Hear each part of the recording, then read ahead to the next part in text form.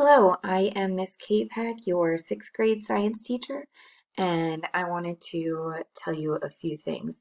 So we're going to have our gravity and tides assessment coming up this week. So if you're 8A student, your assessment, your quest is on Wednesday, and if you're B-Day, your quest is on Friday. So to access our study guide, you will click here on, so you go to Schoology and go to our main page, and then on the chalkboard, you'll see notes and study guide. If you click there, it will open right up for you. So you can read all about mass and weight, gravity, and down through tides, spring tides, and neap tides. You should understand all of that information. So if you have any questions, you can ask me or talk about it during the review in class. The other thing that I wanted to remind you of is if you go to the agenda, you can always go back and watch the mini lessons from last week.